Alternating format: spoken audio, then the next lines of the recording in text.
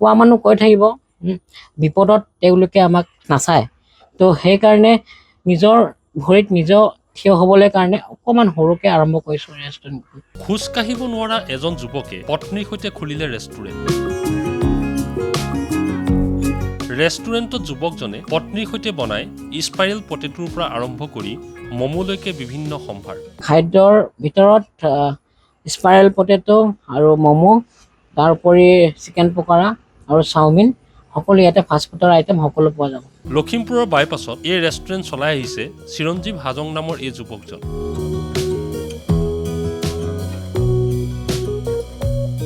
চিৰঞ্জীৱৰ এই সংগ্ৰামত সহায় কৰে তেওঁৰ মাতৃও। এতিয়া মা আছে মোৰ লগত আৰু মোৰ ৱাইফ আছে আৰু মোৰ গাঁৱৰ ওচৰৰে জিগিৰি দোষ মানে তাক মানে এতিয়া মই দাদাই হয় মোৰ, তো তাক লৈছোঁ আৰু মই আছোঁ। মই যিখিনি পাৰোঁ মানে মাহঁতে যোগান ধৰে, মই মানে বনাওঁ বহি বহি, আৰু পত্নী আছে, সকলো কাম মানে মিলিজুলি কৰি আছোঁ আৰু। বাঁহেৰে সজা মিষ্টাৰ চিৰঞ্জীৱ নামৰ এই ৰেষ্টুৰেণ্টখনক লৈ চিৰঞ্জীৱৰ বহু আশা। হুইল চেয়াৰত বহিয়েই কেনেকৈ তেওঁ ৰেষ্টুৰেণ্টখন চলাই গৈছে চিৰঞ্জীৱৰ মুখেৰে জানো আহক। সমূহ লখিমপুৰবাসী ৰাইজক ক'ব বিচাৰিছোঁ যে ৰেষ্টুৰেণ্টটো আমাৰ বাইপাছ ৰোডত খোলা হৈছে চিৰঞ্জীৱ ফাষ্টফুডৰ নামৰ সৈতে। তো ইয়াতে আপোনালোকে খাদ্যৰ ভিতৰত স্পাইৰেল পটেটো আৰু ম'ম', তাৰ উপৰি চিকেন পকৰা আৰু চাওমিন, সকলো ইয়াতে ফাষ্টফুডৰ আইটেম সকলো পোৱা যাব। তো কিয় আহিলে মানে এনেকুৱা ৰেষ্টুৰেণ্ট খুলিম বুলি কিয় ভাবিলা, কি ভাবিছিলা?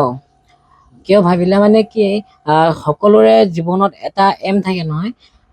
তো মোৰ এমটো, তো মই যিটো এম কৰিছিলোঁ মানে ভাবিলেও বা কৰিম বুলি ভাবিলেও কৰিব নোৱাৰোঁ।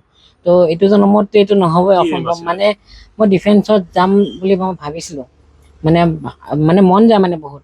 বেলেগক দেখিলে, দাদা আমাৰ ঘৰতে ওচৰতে আছে, তো দেখি পেলাই বহুতে মানে মন যায় যে মই যাব পৰাহেঁতেন কিমান ভাল আছিলে।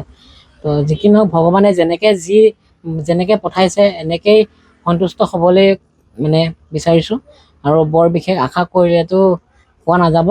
তো যেনেকৈ আছোঁ এনেকেই সুখী বুলি মানে। ৰেষ্টুৰেণ্টৰ কথা কিয় আহিলে মনলৈ? এতিয়া ক'বলৈ গ'লে কিবা এটা নহয় কিবা এটা কৰিব লাগিব জীৱনত। তো সেইকাৰণে ভাবিছোঁ সৰুৰ পৰা আৰম্ভ কৰিম, আৰু লগতে সমাজসেৱক মানে হিচাপে এটা প্ৰতিষ্ঠিত কৰিব বিচাৰিছোঁ যে এতিয়া বহুতকে মানে ৰাতিপুৱা শুই উঠি কিছুমান ল'ৰা ছোৱালী এনেকুৱা স্কুললৈ যায় আৰু ভাত পানী নোখোৱাকৈ দিনটো থাকিব লগা হয়। তো কোনোবা টাইমত, বিশেষকৈ কৈছোঁ কলেজীয়া ছাত্ৰ ছাত্ৰীসকলৰ কথা কৈছোঁ, তেখেতসকলে আহি পেলাই ইয়াতেই দুপৰীয়া সাঁজ মানে ধুনীয়াকৈ খাই পেলাই যাব পাৰিব। আৰু ৰেষ্টুৰেণ্ট খুলিম বুলি ভাবা নাছিলোঁ। প্ৰথমতে পাণ তামোলৰ দোকান দিম বুলি ভাবিছিলোঁ। তাৰপিছতে মানে কি মা আৰু দেউতাৰ অলপমান ছাপোৰ্টত মানে ৰেষ্টুৰেণ্ট খুলিব পৰা মানে হৈ গ'ল মানে। ঠিক আছে, আৰু এটা কথা আপুনি মোক এটা কথা কোৱা যে এতিয়া কেনেকুৱা লাগিছে ৰেষ্টুৰেণ্টখন খোলাৰ পিছত মনটো?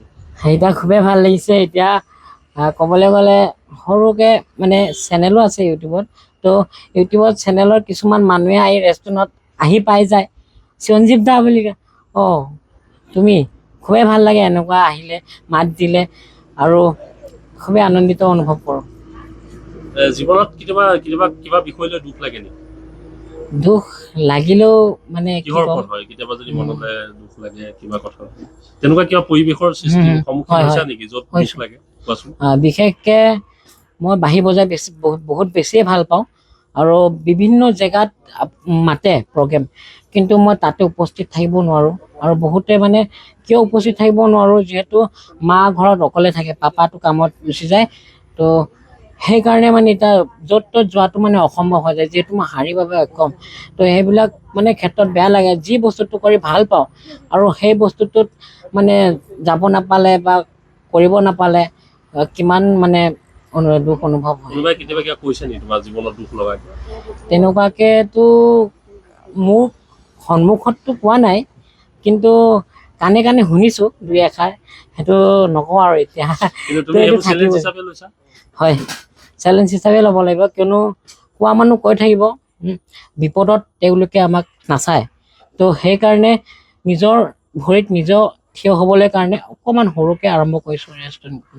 সেয়া তো এতিয়া লগত কোনে কোনে সহায় কৰে? এতিয়া মা আছে মোৰ লগত, আৰু মোৰ ৱাইফ আছে, আৰু মোৰ গাঁৱৰ ওচৰৰে মোৰ একদম সৰুৰ পৰা LP স্কুলৰ পৰা আমি দুটাই একেলগে পঢ়িছোঁ।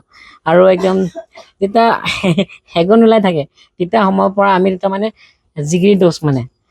তাক মানে এতিয়া মই দাদাই হয় মোৰ, তো তাক লৈছোঁ আৰু মই আছোঁ। মই যিখিনি পাৰোঁ মানে মাহঁতে যোগান ধৰে, মই মানে বনাওঁ বহি বহি, আৰু পত্নী আছে, সকলো কাম মানে মিলিজুলি কৰি আছোঁ। আৰু শেষত কিবা ক'বা নেকি তুমি? শেষত মই এটা কথাই ক'ম, আপোনালোকে মৰম চেনেহ আৰু আশীৰ্বাদ দিয়ক যাতে আগুৱাই যাব পাৰোঁ। আৰু মানে কি নতুনকৈ আৰম্ভ কৰিছোঁ, ভালকৈ বনাব নাজানিব পাৰোঁ, আপোনালোকে বিচৰা সোৱাদটো মই দিব নোৱাৰিব পাৰোঁ, হ'লেও আপোনালোকে নিজৰ ভাইটি বা নিজৰ ভণ্টি হিচাপে আহি ধুনীয়াকৈ আমাক আগুৱাই যাবলৈ, যদি কোনটোবা বেয়া হৈছে বা বেয়া পাইছে বা বেয়া দেখিছে, তো সকলো আহি আমাক ক'ব পাৰে যে বস্তুটো এনেকৈ নহয় এনেকৈ কৰা। তো আমাক এইবিলাক মানে উৎসাহ দিয়কহি, সেয়া কামনা কৰিছোঁ লখিমপুৰবাসী ৰাইজ।